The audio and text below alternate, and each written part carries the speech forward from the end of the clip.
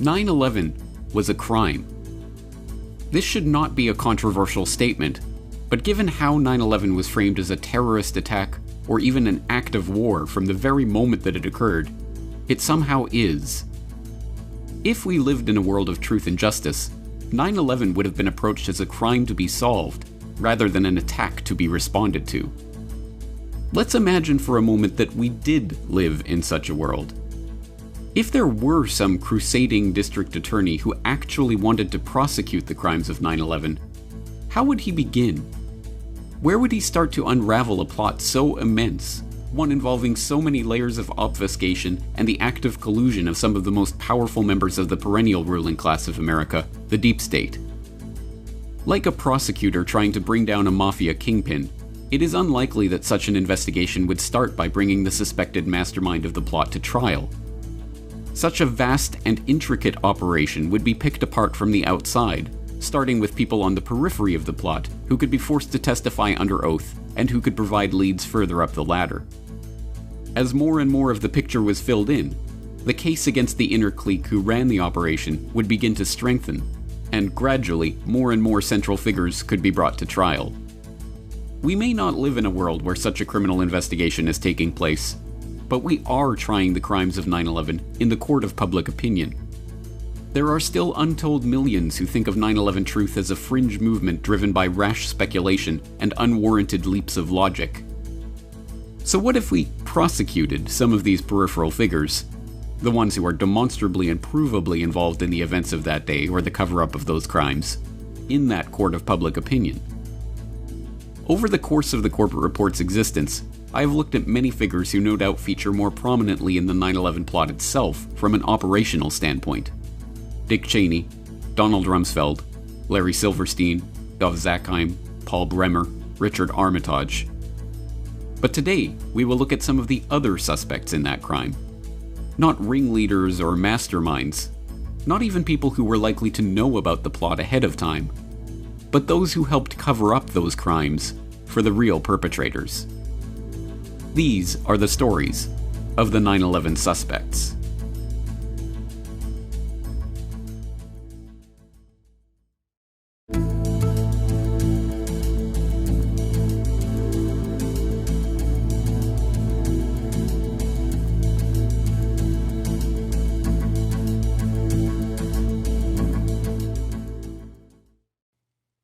After stepping down as mayor of New York City, Rudy Giuliani tried to launch himself as a national political leader on the back of the single defining event of his career.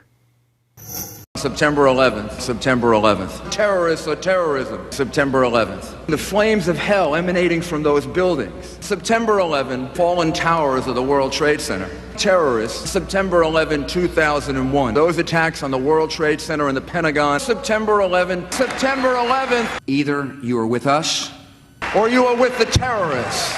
September 11th, September 11th, September 11, 2001. In the end, he failed miserably, with voters immediately seeing his ploy for what it was: base political pandering. 9/11 was bad. I agree with that. God, I can't believe how easy this is. But what many do not realize is that Giuliani's case is not just that of another ghoulish politician parading on the corpses of those who died on his watch for his own political gain. On the day of 9/11, while the remains of the Twin Towers and World Trade Center 7 were still smoldering, one of Mayor Giuliani's first concerns was clearing away the evidence from the crime scene. We were able to move 120 dump trucks out of the city last night, which will give you a sense of the work that was done overnight. Look at this. This is a major thoroughfare where we are.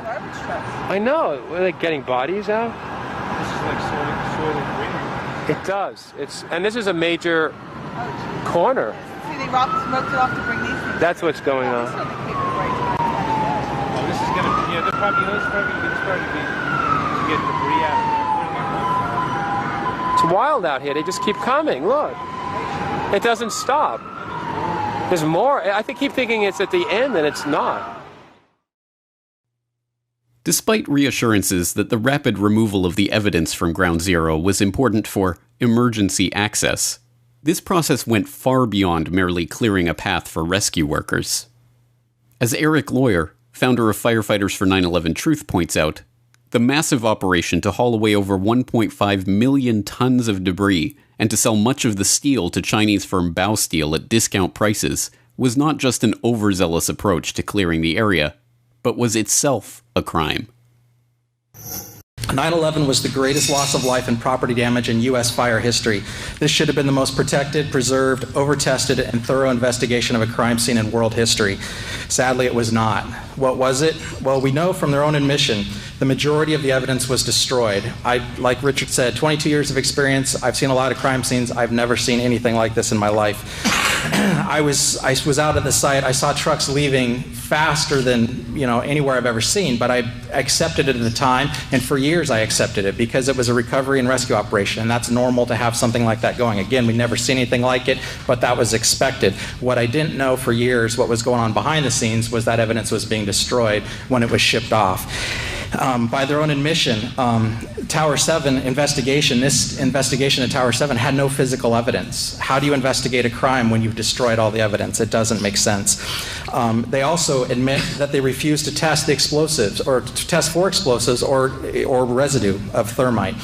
Now, this is what I'm going to go into here just real quickly, is there are national standards for an investigation. That's what all of us are asking for, an investigation that follows national standards and holds people accountable.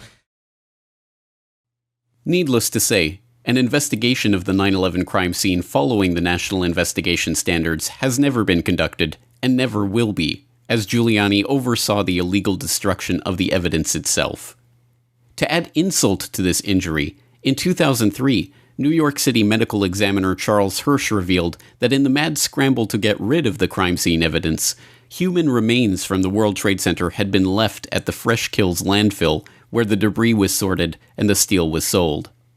In 2007, Eric Beck, a senior supervisor of the recycling facility that sifted the debris, admitted that some of those human remains ended up in a mixture that was used to pave roads and fill potholes in New York City. But as grotesque as such revelations are, they are not the most shocking part of Giuliani's 9/11 story. In the late 1990s, the mayor oversaw the creation of a state-of-the-art $13 million emergency command center to coordinate the city's disaster recovery and response efforts. Located on the 23rd floor of World Trade Center Building 7, just across Vesey Street from the Twin Towers, the center, dubbed by local press at the time as Giuliani's bunker, included reinforced, bulletproof, and bomb-resistant walls, its own air supply and water tank, beds, showers to accommodate 30 people, and 3 backup generators. It could be used to monitor all of New York's emergency communications frequencies and was staffed 24 hours a day. And yet, remarkably, on the morning of 9/11, neither Mayor Giuliani nor any other city personnel or police or fire department officials were in the bunker after the Twin Tower strikes. As I told you guys before, it's very funny. I was on my way to work, and traffic was excellent. I received a call that a small Cessna had hit the World Trade Center, and I was asked to go and man the Office of Emergency Management. Upon arriving into the OEM EOC, we noticed that everybody was gone.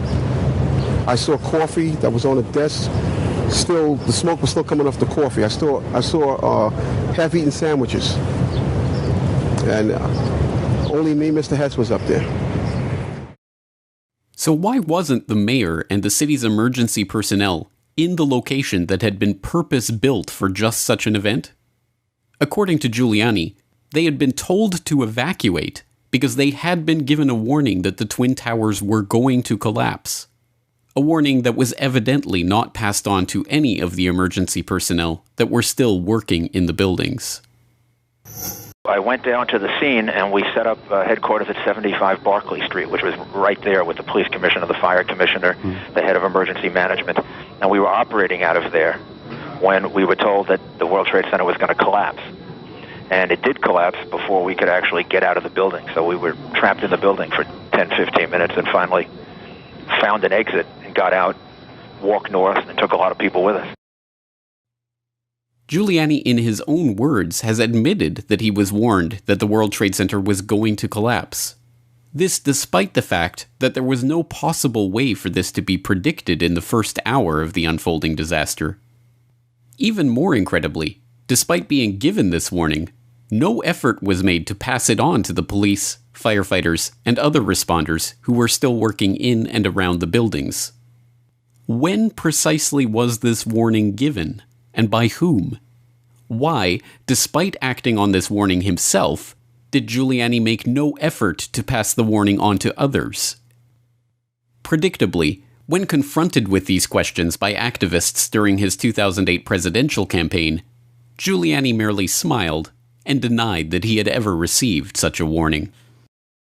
You reported to Peter Jennings that on 9/11 that the World Trade, the towers were going to collapse, and excuse me, no steel structure in history has ever collapsed due to a fire. How come the people in the buildings weren't notified, and who else knew about this, and how do you sleep at night? Ma'am, I didn't know that the towers were going to collapse. You reported to Peter Jennings. No. You said on Peter Jennings on ABC video, you indeed said that the towers, you were notified towers were going to collapse while you were in some, not sure exactly where you were prior to, but you said on ABC video with Peter Jennings in an interview that you were aware that towers were going to collapse in advance. We'd like to know who told you the towers were going to collapse in advance, sir, and also we'd like to know who else you told. Well, the fact is that I didn't realize the towers would collapse. I never realized that. So where was the mayor on 9/11? On Pier 92, which was already set up as a functional command center due to a full-scale emergency drill by FEMA that, by a remarkable coincidence, had been scheduled for the following day. And we selected Pier 92 as our command center. And the reason Pier 92 was selected as the command center was because on the next day, on September 12th, Pier 92 was going to have a drill. It had hundreds of people here, from FEMA, from the federal government, from the state emergency management office, and they were getting ready for a drill for biochemical attack. So that was going to be the place they were going to have the drill. The equipment was already there. So we were able to establish a command center there within 3 days that was 2.5 to 3 times bigger than the command center that we had lost at 7 World Trade Center. And it was from there that the rest of the search and rescue effort was completed. Mayor Giuliani oversaw the illegal destruction of the 9/11 crime scene and is criminally liable for the deaths of hundreds of emergency workers for not passing on prior warnings about the collapses of the Twin Towers. It is no wonder, then, that the fire department of New York so passionately detests Giuliani for his actions in disgracing their fallen brothers and covering up the 9/11 crime. Rudy Giuliani has used the horrible events of September 11, 2001, to create a carefully crafted persona. But the fact is, what Rudy portrays is not a full picture of the decisions made that led, in our view, to the unnecessary deaths of our FDNY members and the attempt to stop the dignified recovery of those lost. The urban legend of America's mayor needs to be balanced by the truth. So what is the reward for Giuliani's criminal actions on 9/11? An offer to become the head of the Department of Homeland Security in the event of a Trump presidency, of course.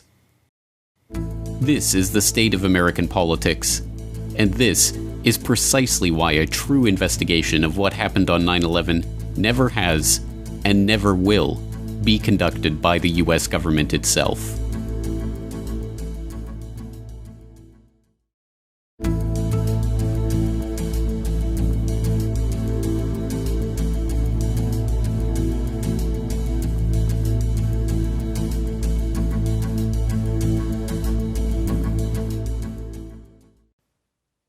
The Dust Lady photo has become one of the iconic images of 9/11.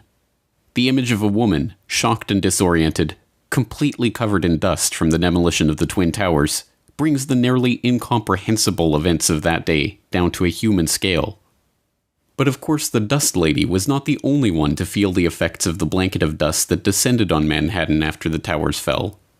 In the hours, days, and weeks that followed, thousands upon thousands of victims, first responders, emergency personnel, cleanup crews, and residents were subjected to the poisonous stew of asbestos, benzene, mercury, lead, cadmium, and other particulates, from which many are now dying. Dr. David Prezant, Chief Medical Officer with the New York Fire Department, spent 7 years examining more than 10,000 firefighters, those who were at the World Trade Center site after 9/11 and those who weren't. And we found an increase in all cancers combined, a 19% increase in cancers compared to the non-exposed World Trade Center group. Talk about the most pressing medical issues facing 9/11 first responders right now. Cancer. In the beginning, in the first few years, it was respiratory, but now it's cancers. And this is just the first wave of cancers, the blood cancers, the leukemias, the organ cancers. But in 5 or 10 more years, you're going to see the asbestos cancers. There'll be another wave of cancers. And like I tell everybody, this is a generation-long issue and a generation-long illness. Every morning I wake up, I got to take 33 pills within the course of the day. At 47 years old, I have lungs of an 80-year-old man that would have been a smoker. People say you have to forget about 9/11. And I say, how could I forget about 9/11 when every morning I got to take this medication and walk around with an oxygen tank? If the brave men and women who had rushed to the World Trade Center in the chaotic days after 9/11 to help with the search and rescue had done so knowing the risks they were facing, that would be one thing. But of course they did not. They had been given false assurances by Christine Todd Whitman, the EPA administrator who assured the public just days into the cleanup that the air was safe to breathe. You know asbestos was in there, is in those buildings, lead is in those buildings. There are the VOCs. However, the concentrations are such that they don't pose a health hazard. As the weeks and months dragged on, Whitman, the EPA, and its officials made statement after statement after statement reaffirming that contaminant levels were low or non-existent, and that the air quality in Manhattan posed no public health concern. We now know that these reassurances were outright lies. On September 18th, the very same day that Whitman and the EPA were encouraging New Yorkers to return to work, the agency detected sulfur dioxide levels in the air so high that, according to one industrial hygienist, they exceeded the EPA's standard for a classification of hazardous. By that time, first responders were already reporting a range of health problems, including coughing, wheezing, eye irritation, and headaches. The evidence continued to pour in that there were serious health concerns for those in and around Manhattan, but the information was suppressed almost as quickly as it was discovered. When a local lab tested dust samples from near the World Trade Center site and found dangerous concentrations of fiberglass and asbestos, the New York State Department of Health warned local labs that they would lose their licenses if they process any more independent sampling. When U.S. Geological Survey scientists began performing tests on their own dust samples, they were shocked at the alphabet soup of heavy metals they found in it.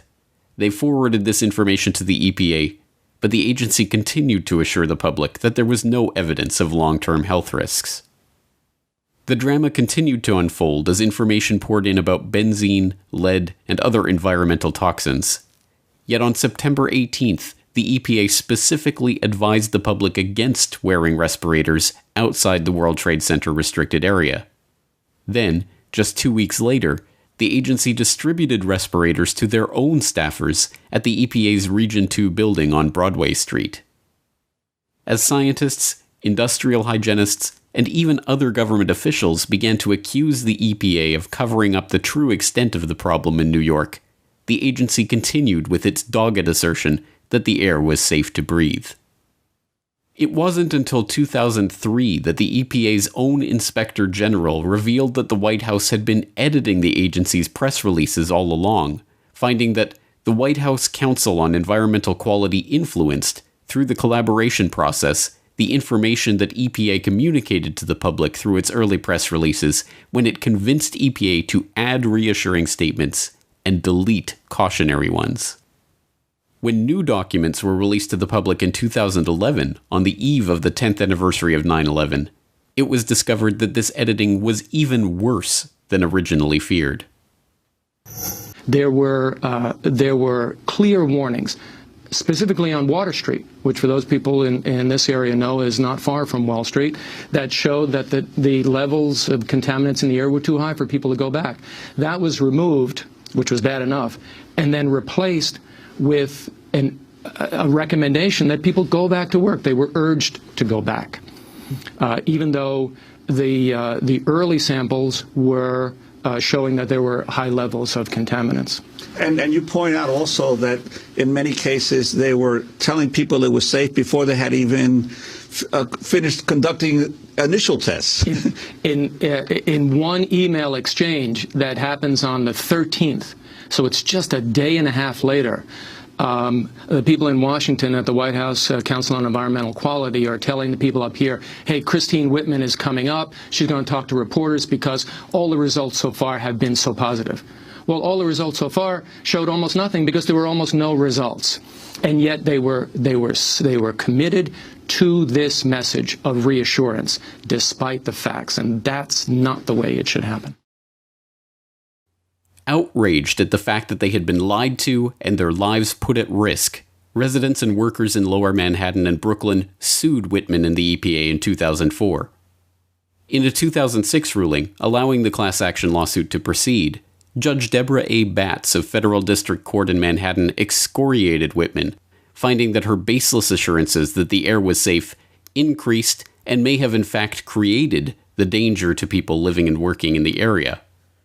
Ruling that the EPA did, in fact, make misleading statements of safety about the air quality, Judge Batts said, "The allegations in this case of Whitman's reassuring and misleading statements of safety after the September 11, 2001 attacks are without question conscience-shocking." Batts's decision was overturned by a panel of judges in 2008, who ruled that misleading the public and contributing to the health problems and deaths of untold Ground Zero workers was not conscience-shocking enough to override her immunity from prosecution as a federal agent. If Whitman has a conscience at all, it is evidently not shocked by any of these accusations. She has not only never conceded guilt or even expressed sorrow for the ongoing sickness and deaths that her actions helped bring about, she has repeatedly defended the actions of herself and the EPA in general. Statements that EPA officials made after 9/11 were based on the judgment of experienced environmental and health professionals at EPA, OSHA, and the CDC, who had analyzed the test data that 13 different organizations and agencies were collecting in Lower Manhattan. I do not recall any EPA scientist or experts responsible for reviewing this data ever advising me that the test data from Lower Manhattan showed that the air or water proposed long-term health risks for the general public. Whitman's lies are not just those of another self-serving politician looking to save their job or stay out of jail. They are the lies of someone who has contributed to the deteriorating health and even the death of thousands of innocent men and women. For the victims of Christine Todd Whitman, the EPA, the White House Council on Environmental Quality, and all of the other agencies and officers who lied to the public about the health risks in New York, 9/11 is not a single day of horror that occurred a decade and a half ago. It is a slowly unfolding nightmare, one that every day brings them one step closer to their grave. The Dust Lady is one of the icons of the tragedy of that day. Should it be any surprise, then, that she, too, was ravaged by 9/11-related diseases and ultimately died of cancer last year? She was not the first person to die from the aftermath of 9/11. And, thanks to Christine Todd Whitman and the liars at the EPA who have consigned untold thousands to a similar fate, she will not be the last. My name's David Miller. On September 11th, 2001, along with hundreds of my fellow troops, I went to Ground Zero. No one asked us, no orders were given. We went because our city, our country, our neighbors were under attack. And we knew what to do, or at least we thought we did.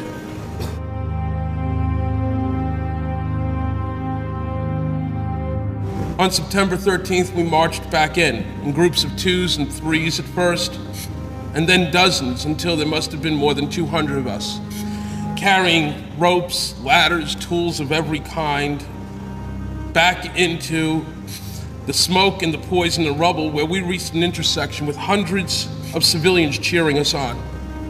Our uniforms were torn and soiled. Our resolve was simple: to stay and dig as long as we had any hope to save anybody.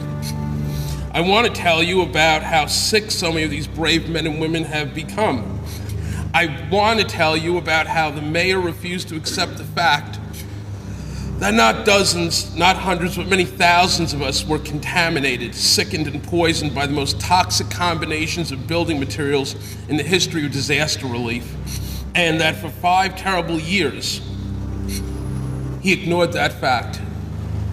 5 years of our family members watching us drop dead.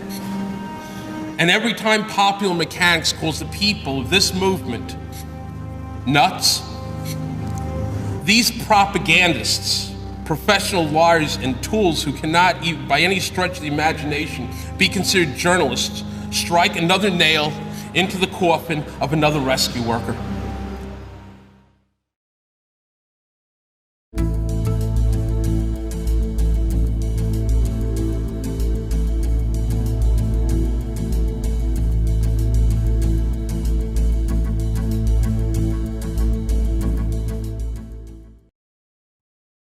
It took President Bush an extraordinary 441 days after 9/11 to establish a commission to investigate the events of September 11, 2001. And it was not just the case that Bush was slow in acting. He actively resisted any investigation for as long as he could, taking the extraordinary and unprecedented step of personally asking Senate Majority Leader Tom Daschle to limit Congress's investigation into those events.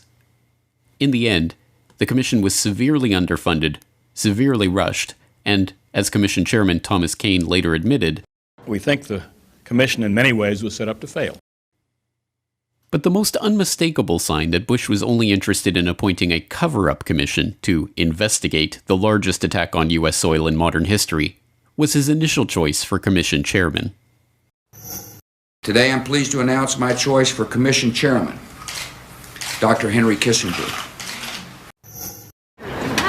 Concerns about, once the commission begins its work, if fingers point to valuable allies, say Saudi Arabia, for example, the implications, the policy implications this could have to the United States, particularly at this delicate time? I have been given every assurance by the President that we should go where the facts lead us. Not even the New York Times could believe that Henry Kissinger, the consummate Washington insider, could pretend to conduct an independent fact-finding investigation into 9/11.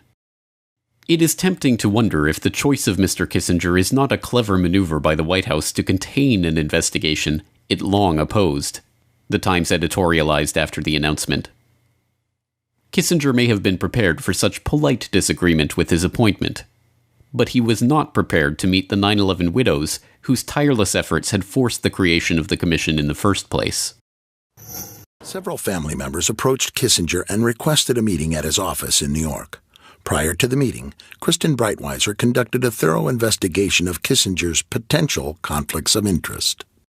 Probably much to the chagrin of some of the people in the room, Lori asked some very pointed questions. Would you have any Saudi American clients that you would like to tell us about? And he was very uncomfortable, kind of twisting and turning on the couch. And then she asked whether he had any clients by the name of Bin Laden. And he just about fell off his couch. Former Secretary of State Henry Kissinger stepped down from the position Friday. We thought the meeting went well. Kissinger was dethroned, and the commission went ahead under Chairman Thomas Kean and Vice Chair Lee Hamilton.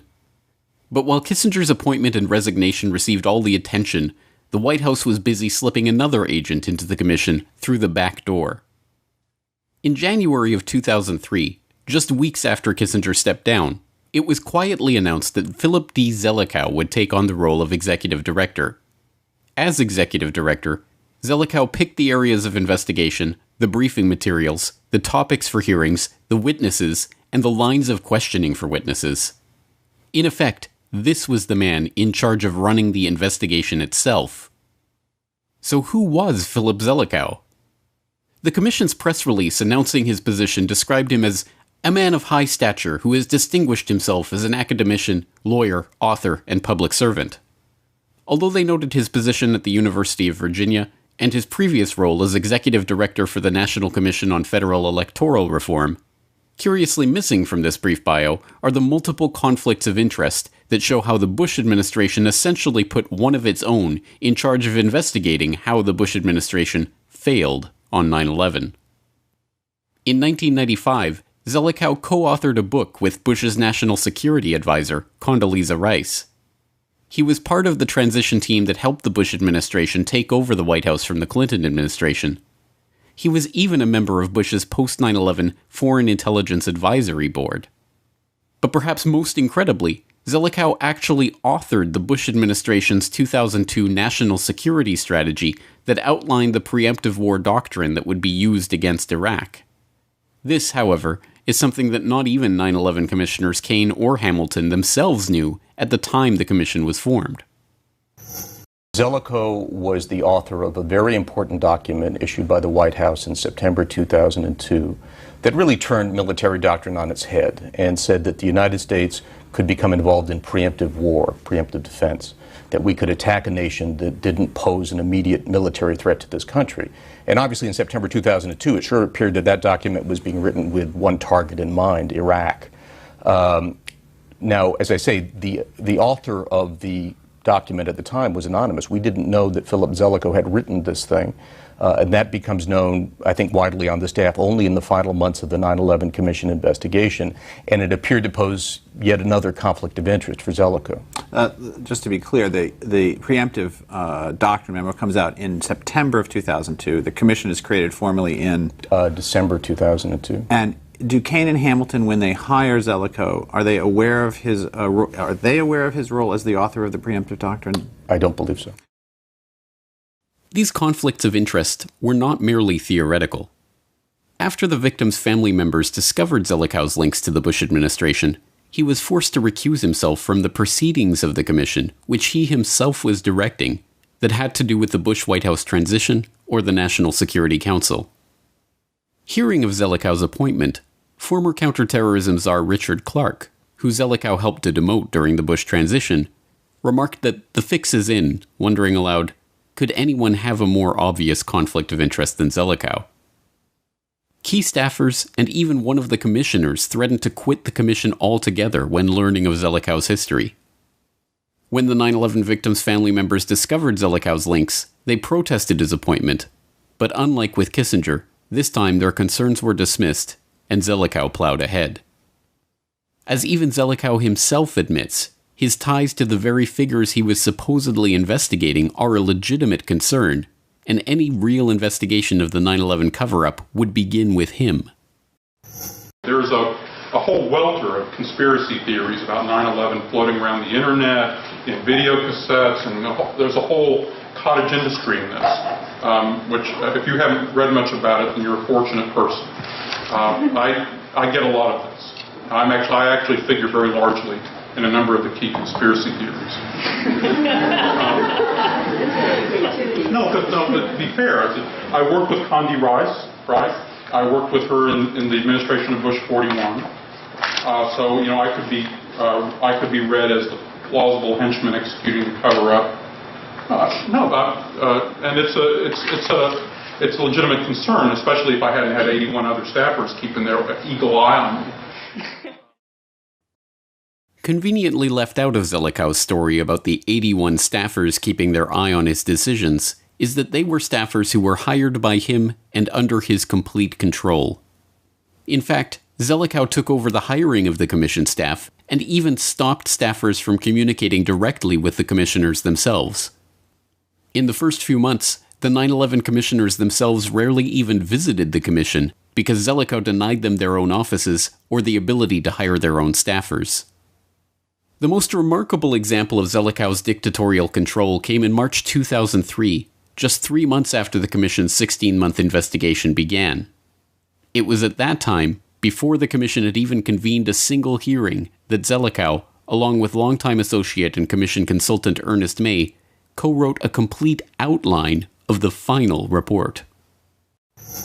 Before the staff even had its first meeting, Zelikow had written, along with his former professor, Ernest May, a detailed outline of the Commission's report, complete, as Sheenan put it, with chapter headings, subheadings, and sub-subheadings. When Kane and Hamilton were later shown this outline, they worried that it would be seen as evidence that the report's outcome had been predetermined. So the three of them decided to keep it a secret from the rest of the staff. When the staff did finally learn about this outline a year later, they were alarmed. Some of them circulated a parody entitled The Warren Commission Report Preemptive Outline. One of its chapter headings read, "Single bullet, we haven't seen the evidence yet, but really, we're sure." The implication was that the crucial chapter in the Zelikow-May outline could have been headed Osama bin Laden and Al-Qaeda. We haven't seen the evidence yet, but really, we're sure. So what exactly did Zelikow do as executive director? He allowed information in the Commission's final report derived from illegal CIA torture sessions, despite not having access to the evidence of those sessions themselves, which were later illegally destroyed. This included the testimony of alleged 9/11 mastermind Khalid Sheikh Mohammed, who was waterboarded 183 times in a single month, whose children were kidnapped by the CIA, who was told that his children were going to be tortured with insects, and who eventually confessed to a whole series of plots, including bombing a bank that didn't exist at the time he was arrested. More than 1/4 of the footnotes in the final commission report source from this torture testimony, and as Zelikow himself admitted, quite a bit, if not most, of the commission's information on the 9/11 plot itself came from this testimony. Zelikow denied interviews and documents to staffers investigating the Saudi connection to the attacks, eventually firing one of them and removing the text of their investigation from the final report. He personally rewrote a commission staff statement to suggest a systematic link between al-Qaeda and Iraq before 9/11, outraging the authors of the original statement. He worked behind his own staffers' back to stop them from serving the Pentagon a subpoena to answer about information NORAD was withholding from the commission. He sat on a proposal to open a criminal investigation into FAA and military officials who lied to the commission for months, and then forwarded that proposal not to the Justice Department, who could have brought criminal charges, but to the Inspector General, who could not. And he covered up information on Able Danger, a military intelligence team that had identified several of the alleged 9/11 hijackers in the country before 9/11. After the initial disclosure, Dr. Zelikow came to me at the end of the meeting, gave me his card and said, "What you said today is critically important, very important. Please come see me when we return to Washington, D.C." I returned to Washington, D.C., January of 2004, call in, they say, "We want to see you, stand by." Nothing happens, a week goes by, I call again, they say, "We don't need you to come in, we have all the information on Able Danger we need, thank you anyway." And that was where it ended. All right, so the information that you told Dr. Zelikow in Afghanistan about the CIA interfering with your ability to provide actionable intelligence to the United States government, intelligence that might have helped them find out who caused 9/11, you are not permitted to testify about. That's correct. Okay. From the initial outline to the final report, Zelikow carefully guided the process, hiring and firing the staff, directing their research efforts, deciding on witnesses, scrubbing information, and shielding his former colleagues in the White House from criticism.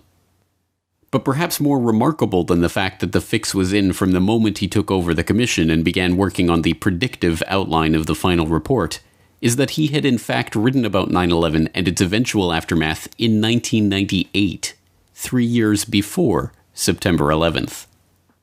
In an article entitled Catastrophic Terrorism, Tackling the New Danger, written for the Council on Foreign Relations Foreign Affairs in November 1998, Zelikow and co-authors Ashton Carter and John Deutsch ask readers to imagine a catastrophic act of terrorism like the destruction of the World Trade Center. Like Pearl Harbor, the event would divide our past and future into a before and after. The United States might respond with draconian measures scaling back civil liberties, allowing wider surveillance of citizens, detention of suspects, and use of deadly force. More violence could follow, either future terrorist attacks or U.S. counterattacks. Belatedly, Americans would judge their leaders negligent for not addressing terrorism more urgently. Zelikow's amazing prediction becomes somewhat less remarkable when we learn his own self-described expertise in the creation and management of public myth. In a separate 1998 article on public myths, Zelikow identifies generational myths that are formed by those pivotal events that become etched in the minds of those who have lived through them, before noting that the current set of public myths, formed during the New Deal in 1933, are currently fading. Convenient for Zelikow, then, that the Pearl Harbor event that would define the next generational myth, known as the War on Terror, would arrive just 3 years later, and that he would be in charge of the commission tasked with creating and managing the public perception of that myth. Indeed, given his central role in the cover-up of 9/11 and deflecting concern away from legitimate 9/11 suspects, any true investigation into the events of September 11th would involve a thorough interrogation of Philip D. Zelikow. No, but to be fair, I worked with Condi Rice, right? I worked with her in the administration of Bush 41.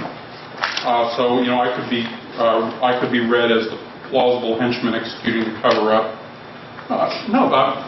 And it's a legitimate concern.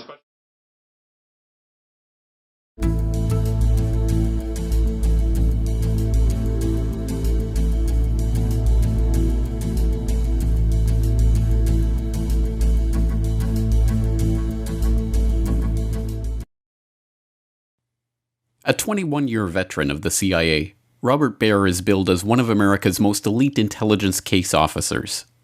Having worked field assignments in Lebanon, Sudan, Morocco, Iraq, and other international hotspots, he was praised by Pulitzer Prize-winning investigative journalist Seymour Hersh as perhaps the best on-the-ground field officer in the Middle East. He has written multiple books based on his experiences with the agency. He has worked as a consultant on documentary and television projects. He regularly appears as a commentator on CNN and other news outlets, and he writes a regular column on intelligence matters for Time. George Clooney's character in Syriana, Bob Barnes, is based on Baer and his experiences with the CIA. And 90% of what's left is in the Middle East. This is a fight to the death. I think we've got something that utilizes your specific skill set. His money's in a lot of dark corners. I want you to take him from his hotel, drug him, put him in the front of a car, and run a truck into him at 50 miles an hour. It's good to have you back in town. Robert Baer retired from the CIA in 1997 and received the agency's Career Intelligence Medal the following year. In short, he is a serious and well-respected career intelligence official. All of this makes it particularly stunning that in 2008, he told a team of citizen journalists in Los Angeles that he knew a man who cashed out the day before 9/11. And then the last thing I would leave you with is National Reconnaissance Office was running a drill. A plane crashed into their building, and you know they're staffed by DOD and CIA. I know the guy that went into his broker in San Diego and said, "Cash me out. It's going down tomorrow." Really? Yeah. That tells us something. What? That tells us something. Well, his brother worked in the White House. Given Robert Baer's experience and training, it is difficult to comprehend just how significant the information that he just casually admits here really is. We are left with only two possibilities. Either Baer is lying, or he has direct knowledge of someone whose brother worked at the White House who had foreknowledge of the 9/11 plot. There is no middle ground here. The man Robert Baer claims to know is at least an accessory before the fact to the crimes of 9/11, if not an actual accomplice or co-conspirator in those crimes. By failing to report this information to the investigative authorities, Baer leaves himself open to being an accessory after the fact to those same crimes. Title 18, Section 3 of the U.S. Code defines the criteria for an accessory after the fact to a crime committed against the United States. Whoever, knowing that an offense against the United States has been committed, receives, relieves, comforts, or assists the offender in order to hinder or prevent his apprehension, trial, or punishment is an accessory after the fact. Given the exceptionally grave nature of this admission and its repercussions, one would suppose that Baer has been questioned by other media and or the FBI and made to discuss in detail precisely who it was who cashed out and how he knew about the 9/11 plot in advance. But one would be wrong. Since making this stunning admission to the cameras of We Are Change Los Angeles, no one has ever asked Baer for more information about the case. So what does Robert Baer say about the possibility of a 9/11 inside job? In 2007, writing about the CIA's admission that they illegally destroyed the videotaped interrogations of high-profile terror suspects, Baer said, "I myself have felt the pull of the conspiracy theorists who believe that 9/11 was an inside job, somehow pulled off by the US government. For the record, I don't believe that the World Trade Center was brought down by our own explosives, or that a rocket, rather than an airliner, hit the Pentagon. I spent a career in the CIA trying to orchestrate plots, wasn't all that good at it, and certainly couldn't carry off 9/11. Nor could the real pros I had the pleasure to work with." But just 1 year before, he gave a very different answer to Thomas Hartman on his radio show. So are you just, personally of the opinion, I mean, not obviously you can't speak for the CIA or your previous activities with the agency, but are you of the opinion that there was an aspect of inside job to 9/11 within the U.S. government? There's that possibility. The evidence points at it. And why is it not being investigated? Why isn't the WMD story being investigated? Why isn't anybody been held accountable for 9/11? We held people accountable after Pearl Harbor. I mean, why has there been no change of command? Why has there been no political repercussions? Why has there been no any sort of exposure on this? It really makes you wonder. So why is Robert Baer hiding the identity of a 9/11 accomplice or co-conspirator? And will the FBI be asking him for details of this story anytime soon? Until the American public shows some interest in this shocking admission, it is unlikely that anything will happen. And the last thing I would leave you with is National Reconnaissance Office was running a drill, a plane crashed into their building, and they're staffed by DOD and CIA. I know the guy that went into his broker in San Diego and said, "Cash me out, it's going down tomorrow." Really? Yeah. That tells us something. What? That tells us something. Well, his brother worked in the White House. And when you say that there's...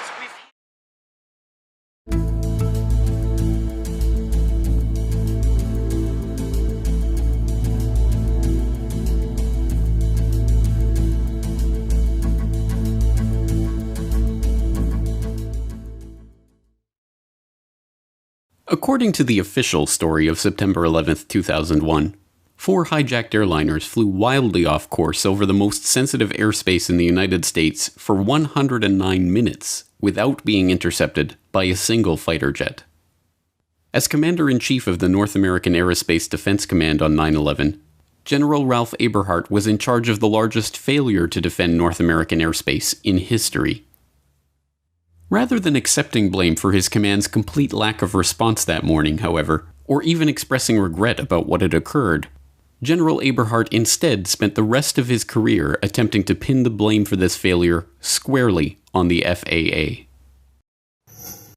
You've read a lot over the last 2.5 years about what NORAD did and did not do that morning and should have done in the years and months leading up to that attack. Ground truth is that NORAD was charged to support the FAA in the event of a hijacking. Our role was to respond to the request from FAA to get airborne, fly, shadow the hijacked airplane, say whether the hijacked airplane was following the instructions of the air traffic controller of FAA, and in a terrible situation that airplane crashed or that airplane exploded in midair, document that tragedy. Although Eberhardt's version of events was cemented into place as the official story of 9/11 propounded by the 9/11 Commission, they are in fact self-serving lies. In Eberhardt's version of events, NORAD is completely subordinate to the FAA. In reality, however, NORAD is specifically tasked with dealing with such events itself, not waiting passively for FAA orders. NORAD's own regulations for dealing with hijacked jets specifically state that FAA authorization for interceptor operations is not used for intercept and airborne surveillance of hijacked aircraft within the continental United States. These standard operating procedures were not merely theoretical or some obscure regulation that would have been unfamiliar to the four-star general in charge of defending American airspace. In the year 2000 alone, NORAD scrambled fighters in response to unknowns, pilots who didn't file or diverted from flight plans or used the wrong frequency, 129 times. Perhaps even more remarkable, however, is that Eberhardt and NORAD offered not one, not two, not three, but 4 separate timelines of their complete lack of response that morning. The first, offered by Chairman of the Joint Chiefs of Staff Richard Myers just 2 days after the attacks during his confirmation hearings in the Senate, claimed that not a single fighter was scrambled to intercept any of the airliners until after the incident at the Pentagon. 1 week later, NORAD released a partial timeline that indicated they had in fact received advance notification about 3 of the planes with as much as 20 minutes warning, more than enough time for the planes to have been intercepted. A third story emerged in May 2003. This time, NORAD was only contacted about Flight 175 at 9:05 a.m., 3 minutes after it crashed into the South Tower. The official story, found in the 9/11 Commission's final report, was that NORAD received no advance notice of any of the flights. Eberhardt and the military were completely exonerated. However, Eberhardt had testified in October 2001 that NORAD had been notified about Flight 77 at 9:24 a.m. The 9/11 Commission determined that this was a lie. Regardless of the truth or untruth of any of these accounts, the simple fact is that, according to the 9/11 Commission itself, Eberhardt had lied to Congress, which is in fact a crime. By the 9/11 Commission's own account, Eberhardt should have been tried. But Eberhardt's lies do not end there. Many people will talk about that they knew that there was going to be an attack. They knew that people were going to take over an aircraft and fly it into a building. I can tell you that there was no credible intelligence at that time to go build a defense against that type of attack. Tragically, we were wrong. We were wrong. Once again, Eberhardt's depiction of events is a self-serving and easily demonstrable lie. Not only had NORAD envisioned such a scenario, they had been training for it extensively in the years leading up to 9/11. Between October 1998 and September 2001, NORAD had conducted 28 exercise events involving hijackings. At least 5 of those hijack scenarios involved a suicide crash into a high-value target. Furthermore, at least 6 of the exercises took place completely within American airspace, putting to rest the oft-heard excuse that NORAD wasn't prepared for threats from within the U.S. Another note that would be of interest to prosecutors looking at potential foreknowledge of the 9/11 attacks pertains to Eberhardt's dual role as Commander-in-Chief of U.S. Space Command, where he was responsible for setting something called the Infocon threat level.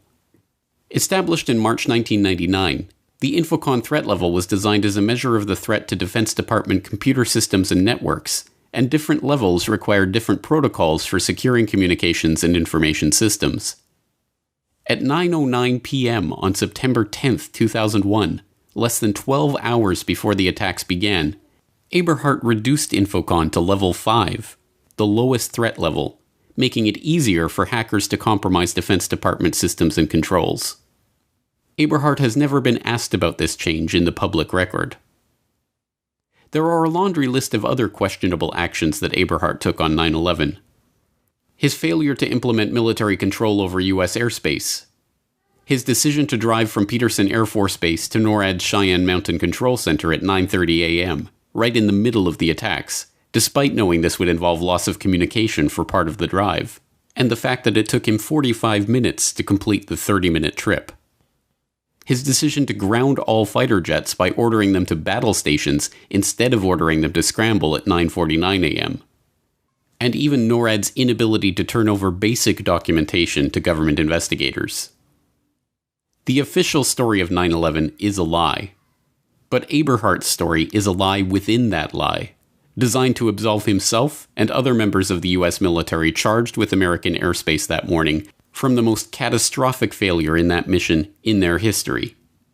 And not only did Eberhardt survive with his career intact, he was praised as a 9/11 hero and moved into the private sector after leaving NORAD in 2004, as chairman and board member of a number of companies that directly benefited from the post-9/11 police state and the post-9/11 war on terror. Ralph E. Eberhardt remains at large. We have a problem here. We have a hijacked aircraft headed towards New York. Is this real world or exercise?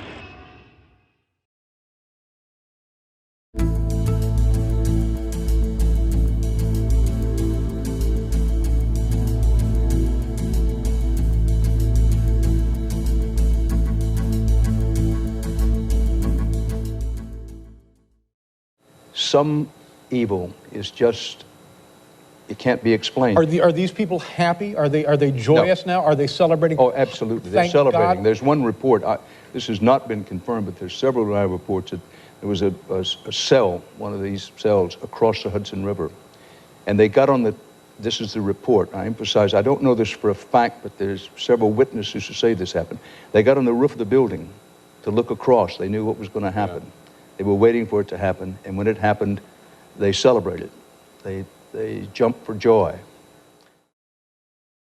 In the days after 9/11, while Ground Zero continued to smolder, millions heard Dan Rather and various media outlets repeat vague and unconfirmed reports of arrests that took place that day.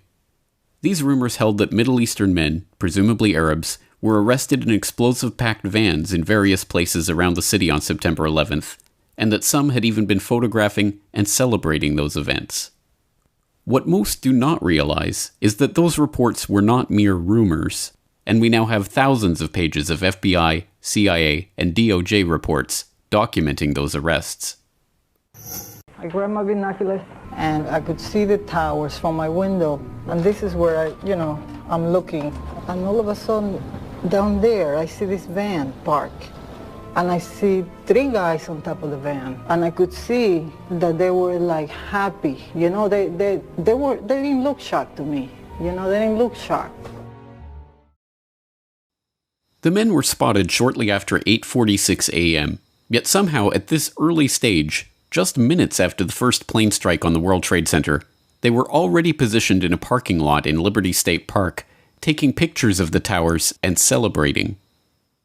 They left the scene shortly after being spotted, and at 3:31 p.m. the FBI issued an all-points bulletin advising officers in the greater New York area to be on the lookout for a white 2000 Chevrolet van with Urban Moving Systems sign on back. At 3:56 p.m., the van was spotted traveling eastward on State Route 3 in New Jersey and pulled over by Officer Scott DiCarlo and Sergeant Dennis Ravelli of the East Rutherford Police Department. Inside they found 5 men: Sivan Kurzberg and his brother Paul, Yaron Schmel, Oded Elner, and Omar Marmari. A major terrorist manhunt began, and just 6 hours after the attack, the van was stopped at a roadblock by patrolman Scott DiCarlo. We were asked to detain the van and the passengers. They were just removed from the vehicle, patted down for safety precaution, and detained. 911 call at 410 Park. I think once the FBI arrived, one of them stated that they were on our side, something to that effect. According to the police report of the incident, Sivan Kurzberg told Officer DiCarlo, "We are Israeli. We are not your problem. Your problems are our problems. The Palestinians are the problem." Their official story: they were just Israeli tourists working for a moving company who had heard about the first World Trade Center strike and rushed to get a better view of the events. They told interrogators they were working for Urban Moving, a shipping and storage firm run by an Israeli businessman who often employed Israeli students without work permits. The men say there was an innocent explanation for what was found in the van and their behaviour on 9/11. They were, they say, simply on a working holiday. We heard in the news that one of the plane was crashing down the building, and we thought it was an accident at the beginning. So we went up to the roof of Urban Moving, and we saw the building burning. There is a better view from a building in Jersey that is up a hill, a straight line to the World Trade Center. We decided to go up there. It's like 2-3 minutes from the office. Stand over there and take some pictures. Everyone wants a picture like this in his camera. Although this narrative is still trotted out when the story of the dancing Israelis is raised in the media, it is an easily demonstrable lie. FBI reports confirmed that the men were not taking somber pictures of a horrific event. When their 76 pictures were developed, they revealed the men had indeed been celebrating, smiling, hugging each other, and high-fiving. One of the pictures even featured Sivan Kurzberg holding a lighter up, with the burning tower in the background. And these were no ordinary tourists. Oded Elner had $4,700 stuffed into his sock. They lied to the police about where they had been that morning. They were carrying plane tickets for immediate departure to different places around the globe. The FBI confirmed that 2 of the men had ties to Israeli intelligence and came to suspect that they had indeed been on a mission for the Mossad. And of course, after returning to Israel, Elner claimed on national Israeli TV that they had been sent there to document the event.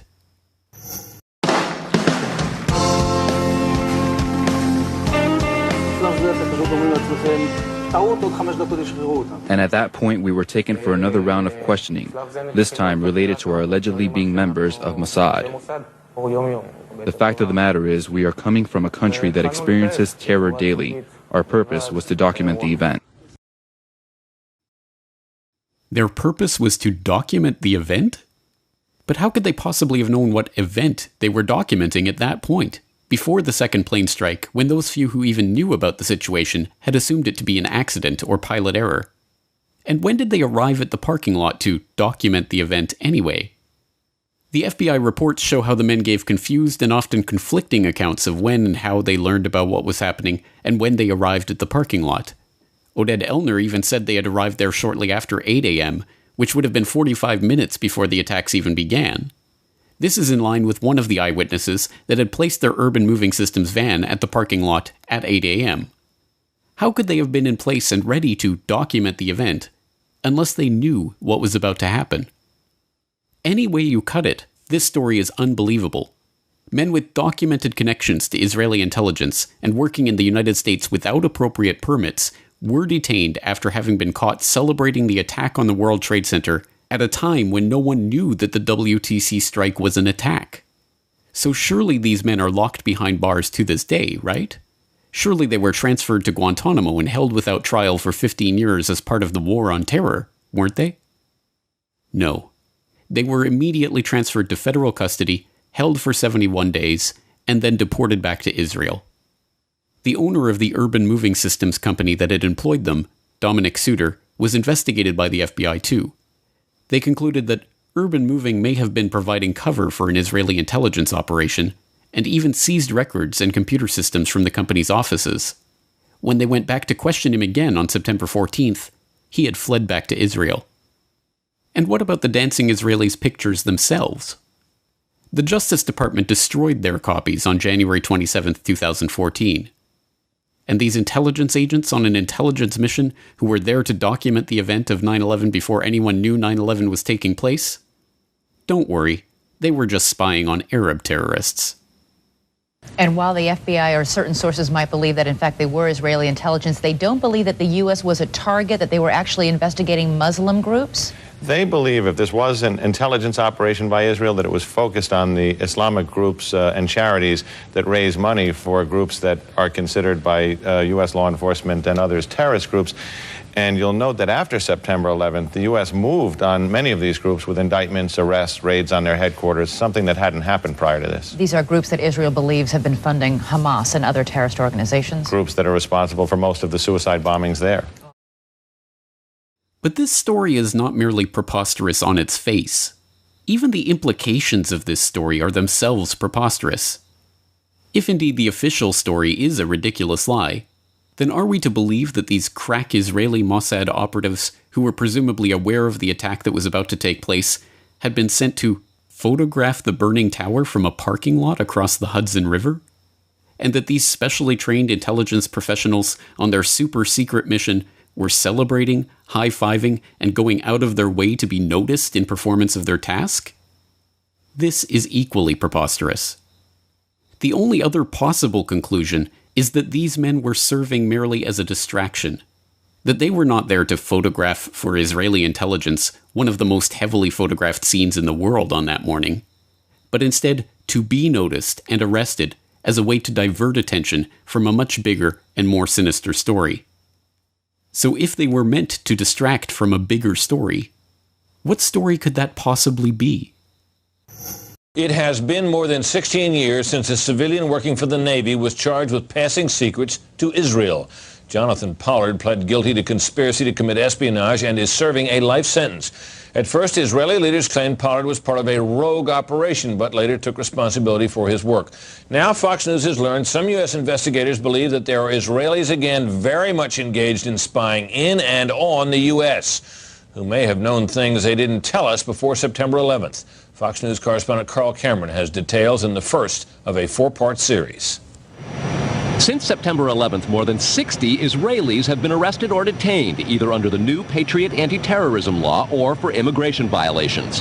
A handful of active Israeli military were among those detained, according to investigators, who say some of the detainees also failed polygraph questions when asked about alleged surveillance activities against and in the United States. There is no indication that the Israelis were involved in the 9/11 attacks, but investigators suspect that the Israelis may have gathered intelligence about the attacks in advance and not shared it. A highly placed investigator said there are, quote, tie-ins, but when asked for details, he flatly refused to describe them, saying, quote, evidence linking these Israelis to 911 is classified. I cannot tell you about evidence that has been gathered. It's classified information.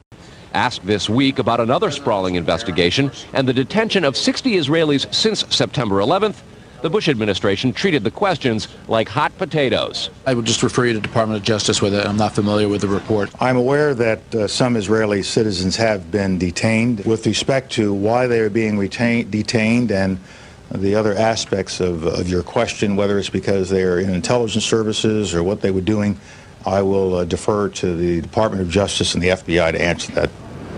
Beyond the 60 apprehended or detained and many deported since September 11th, another group of 140 Israeli individuals have been arrested and detained in this year in what government documents describe as, quote, an organized intelligence gathering operation designed to, quote, penetrate government facilities. Most of those individuals said they had served in the Israeli military, which is compulsory there, but they also had, most of them, intelligence expertise and either worked for Amdocs or other companies in Israel that specialize in wiretapping. Earlier this week, the Israeli embassy here in Washington denied any spying against or in the United States. Carl, what about this question of advanced knowledge of what was going to happen on 9/11? How clear are investigators that some Israeli agents may have known something? Well, it's very explosive information, obviously, and there's a great deal of evidence that they say they have collected, none of it necessarily conclusive. It's more when they put it all together. A bigger question, they say, is how could they not have known? Almost a direct quote, Britt. The most phenomenal part of this report is not that it was eventually erased from the web by Fox News itself, but that it ever made it to the air at all. In December of 2001, Fox News investigative reporter Carl Cameron filed an explosive 4-part series that went in-depth into an Israeli art student spying ring that had been under investigation before 9/11, extensive Israeli wiretapping of sensitive U.S. government communications, and the 60 Israeli spies that were detained in the wake of the September 11th attacks. Unsurprisingly, the story was quickly dropped, and no mainstream journalists dared to continue probing into the matter. This is the real story of Israeli spies in 9/11. Not some vague rumors about some dancing Israelis, but an FBI dragnet that swept up the largest foreign spying ring ever caught red-handed on American soil. And although the FBI were convinced that these spies knew about 9/11 in advance, their investigations were stifled and the issue was swept under the rug. Rather than making Israel enemy number one in the war on terror, Israel remains to this day the U.S.'s most important ally. And if I'm fortunate enough to be elected president, the United States will reaffirm we have a strong and enduring national interest in Israel's security. In 2001, weeks after the attacks on New York City and on Washington, and frankly, the attacks on all of us, attacks that perpetrated, and they were perpetrated by the Islamic fundamentalists, Mayor Rudy Giuliani visited Israel to show solidarity with terror victims. I sent my plane because I backed the mission for Israel 100%. But perhaps this is understandable. After all, we all remember how Yasser Arafat gloated about 9/11 and said it was good for Palestinians, right? Oh wait, that wasn't Yasser Arafat. It was Benjamin Netanyahu. The Israeli newspaper Ma'ariv has reported Israel's former Prime Minister Benjamin Netanyahu has publicly said the September 11th attacks have been good for Israel. Netanyahu said, quote, "We're benefiting from one thing, and that is the attack on the Twin Towers and Pentagon and the American struggle in Iraq." My name is Donald Trump, and I'm a big fan of Israel. And frankly, a strong prime minister is a strong Israel. And you truly have a great prime minister. In Benjamin Netanyahu, there's nobody like him. He's a winner. He's highly respected. He's highly thought of by all. And people really do have great, great respect for what's happened in Israel. So vote for Benjamin. Terrific guy, terrific leader, great for Israel.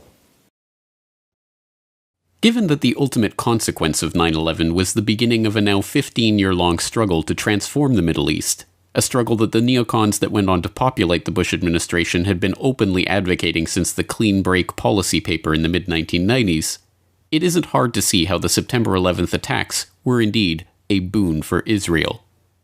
But information linking Israeli spies to advanced knowledge of 9/11 remains classified information. In a world of true justice, the dancing Israelis and other Israeli spies with insider advanced knowledge of the 9/11 attacks, who openly celebrated those attacks, would be the targets of the war on terror, not its beneficiaries. Some evil is just, it can't be explained. Are these people happy? Are they joyous now? Are they celebrating? Oh, absolutely. They're celebrating. God. There's one report. This has not been confirmed at this.